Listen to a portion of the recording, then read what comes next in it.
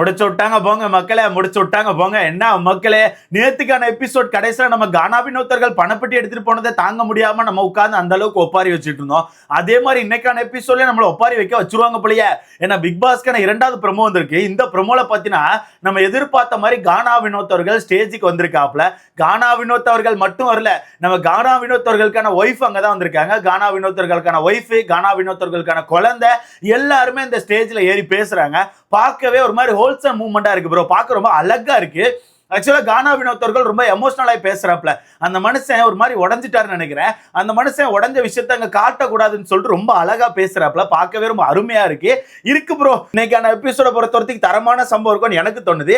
ஏன்னா கானா வினோத்தை பொறுத்தவரைக்கும் மனுஷன் ஒரு மாதிரி உடஞ்சு பேசுறாப்ல. அப்ப கானா வினோத்தர்கள் ஸ்டேஜுக்கு போனோன்னே ஒரு மாதிரி ஃபீல் பண்ண ஆரம்பிச்சிட்டாப்ல. அந்த மனுஷன் ஒரு மாதிரி உடஞ்சி ஒரு மாதிரி அழுறாப்ல. அப்ப அந்த மனுஷன் என்ன சொல்றாருன்னா, சார் ஒரு மாதிரி எமோஷனல், ஒரு மாதிரி எமோஷனல் கலந்த சந்தோஷம் தான் வருது சார், அதனால தான் கண்ணீர் வருது, இது ஒரு ஆனந்த கண்ணீர் சார் சொல்லி சொல்றாப்ல.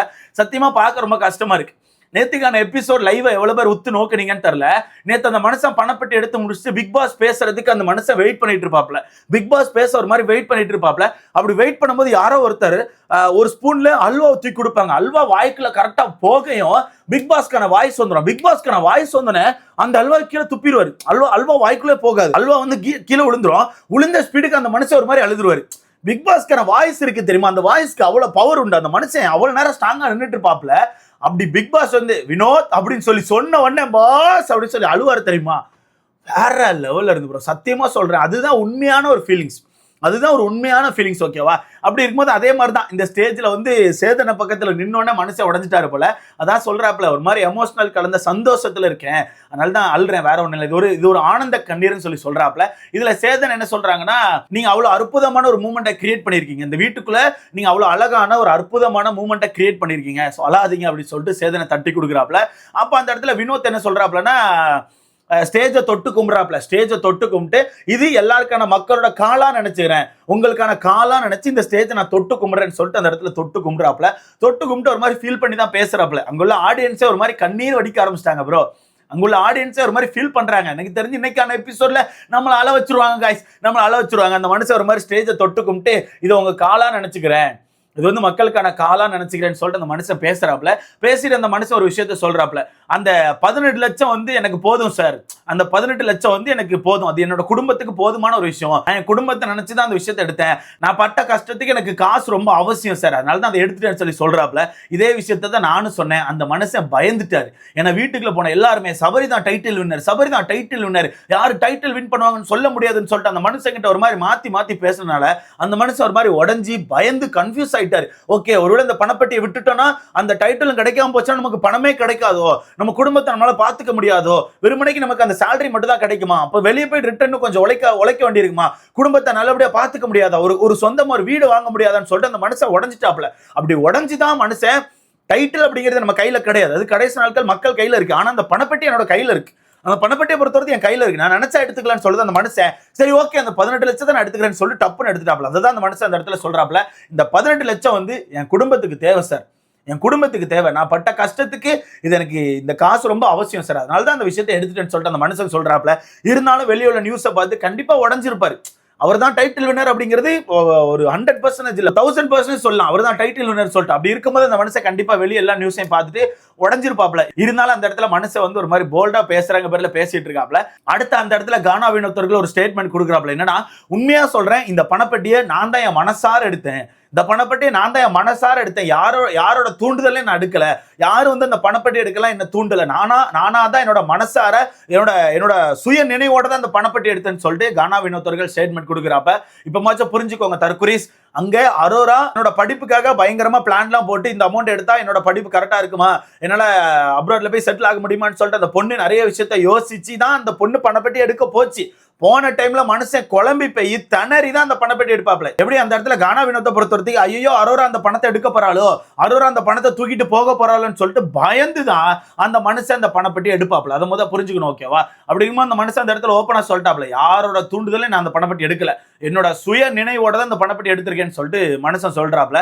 இப்ப மாச்சும் அந்த தற்கொலைக்கு புரியும் நினைக்கிறேன். பட் இப்பவும் ஒரு சில தற்கொலை புரியாம என்ன சொல்லுவாங்க தெரியுமா, இல்ல வினோத்த நான் உனக்கு தெரியாது, நான் உனக்கு தெரியாது, அரோரா தான் கையை பிடிச்சி இழுத்துட்டு போயிட்டு அந்த பணப்பட்டி எடுத்து கொடுத்துட்டா, அவனுக்குலாம் தெரியாதுன்னு சொல்லிட்டு கண்டிப்பா இதுக்கு முட்டு கொடுப்பானுவேன், ஒன்னும் சொல்றதுக்கு இல்ல. அப்புறம் கடைசி அவங்களுக்கான ஒய்ஃப் வந்து அந்த ஸ்டேஜுக்கு ஏறுறாங்க. அவங்க ஒய்ஃப் அந்த ஸ்டேஜுக்கு ஏறி அவங்க என்ன பேசுறாங்கன்னா, அவரோட திறமைக்கு வந்து சரியான அங்கீகாரம் கிடைக்கவே இல்லை, அவரோட திறமைக்கு வந்து எப்பவுமே சரியான அங்கீகாரம் கிடைச்சதே கிடையாது. அதை நினைச்சு நான் ரொம்பவே ஃபீல் பண்ணியிருக்கேன். இப்போ இந்த ஸ்டேஜ் கிடைச்சிருக்கு, இப்போ இந்த ஸ்டேஜ் வந்து அதுக்கு ஒரு முற்றுப்புள்ளி வச்சிருக்கு, எனக்கு இப்போ ஹாப்பியா இருக்கு அப்படின்னு சொல்லிட்டு அவங்க ஒய்ஃப் வந்து பேசுறாங்க.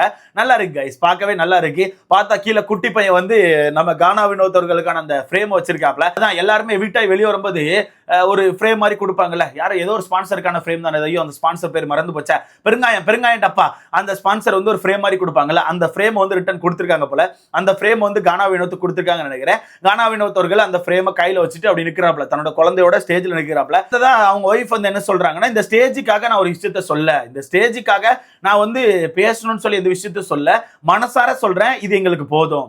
எப்படி இந்த 18 லட்சம் எங்களுக்கு போதும், நான் மனசார சொல்றேன், இந்த ஸ்டேஜ்ல வந்து சும்மா சீனுக்கு சொல்லணும் அப்படி சொல்லி அந்த விஷயத்துல நான் சொல்ல, மனசார இந்த 18 லட்சம் எங்களுக்கு போதும்னு சொல்லிட்டு ஒய்ஃப் சொல்றாங்க. இதுதாங்க, இவ்வளவுதான் வாழ்க்கை, இவ்வளவுதான் நமக்கான ஒரு மைண்ட் செட்டும் கூட. நம்ம வந்து எப்பவுமே இருக்கிறத விட்டு பறக்க ஆசைப்பட மாட்டோம். ஒரு விஷயம் சின்னதா கிடைச்சா கூட அந்த விஷயத்தை வந்து நம்ம பொக்கிசமா தான் பார்ப்போம். அதுதான் அவங்களும் பண்றாங்க. அவங்க நினைச்ச அந்த ஸ்டேஜ்ல வந்து வித்தியாசமா பேசி இருந்திருக்கலாம். ஏன் கானா வினோத் ஆகட்டும், ஒய்ஃப் ஆகட்டும் வித்தியாசமா பேசி இருந்திருக்கலாம். வினோத் தப்பு பண்ணிட்டாரு, வினோத் இன்னும் இந்த வீட்டுக்குள்ள இருந்திருக்கணும், அவர் இந்த பணப்பட்டி எடுத்திருக்க கூடாது, அவர் இன்னும் கொஞ்சம் வெயிட் பண்ணியிருந்தா கண்டிப்பா அவர் தான் வின் பண்ணிருப்பாருன்னு சொல்லிட்டு கானா வினோத் ஒய்ஃப் நினைச்சிருந்தா பேசியிருக்கலாம். கானா வினோத் நினைச்சிருந்தா கூட அந்த இடத்துல நான் தப்பு பண்ணிட்டேன் சார், இந்த பணப்பட்டி எடுத்திருக்க கூடாது, நான் கொஞ்சம் அவசரப்படாம இருந்திருந்தா மேபி அந்த டைட்டில் கூட நான் வின் பண்ணிருப்பேன் நினைக்கிறேன் சார் அப்படின்னு சொல்லிட்டு கானா வினோத் நினைச்சா கூட பேசியிருக்கலாம். ஆனா அந்த மனுஷன் அந்த இடத்துல ரொம்ப சிம்பிளா, இது எனக்கு போதும் சார், நான் பட்ட கஷ்டத்துக்கு எனக்கு இது போதும், என் குடும்பத்தை பாத்துக்கிறதுக்கு இது எனக்கு போதும்னு சொல்லிட்டு அந்த மனுஷன் பேசுறாப்புல.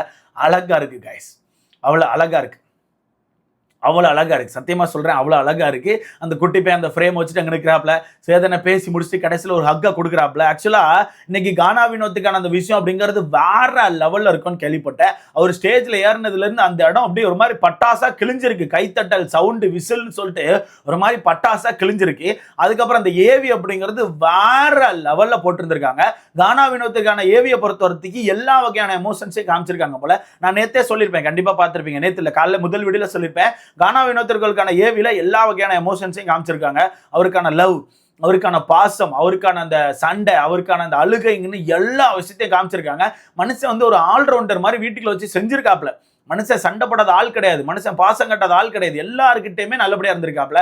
ஸோ ஒரு மாதிரி அந்த மனுஷனுக்கான ஏவி அப்படிங்கிறது ஃபயரா இருந்துச்சான். ஸோ கண்டிப்பா நீங்க இன்னைக்கு பார்க்கும்போது வேற லெவல் சம்பவமா இருக்கும், ஒரு மாதிரி கூஸ் பம்ப்ஸா இருக்கும். ஸோ கவலைப்படாதீங்க, அந்த அளவுக்கு சம்பவத்தை செதுக்கி வச்சிருக்காங்க. ஸோ பார்க்கலாம். இன்னைக்கான எபிசோட பொறுத்தவரைக்கு நமக்கு கொஞ்சம் கண்ணீர் எபிசோடு தான். பட் வீட்டுக்குள்ளே ஒரு சில வன்மங்கள் இருக்கு போல, வீட்டுக்குள்ளே ஒரு சில பேர் கொஞ்சம் வன்மத்தை கக்கிருக்காங்க, சேதனை ஒரு சில பேரை போட்டு பொழந்திருக்காங்க போல. அதெல்லாம் நம்ம அடுத்தடுத்த வீடியோல பார்க்கலாம். கண்டிப்பா அது ப்ரோமோ வரும்னு நினைக்கிறேன். ஸோ வெயிட் பண்ணி பார்க்கலாம். இதை பத்தி உங்களுக்கான கருத்து என்ன? கானா வினோத் அவர்கள் ஸ்டேஜுக்கு ஏறி அந்த பேசின விஷயத்தெல்லாம் நீங்க எப்படி எடுத்துக்கிறீங்க? இதை பத்தி உங்களுக்கான கருத்தை மறக்காம கமெண்ட்ல போடுங்க. அவ்வளவுதான் கைஸ், இன்னைக்கு தான் ஃபினாலி.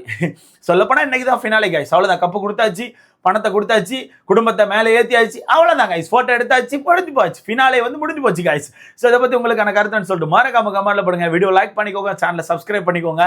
அடுத்த வீடியோல பார்க்கலாம்.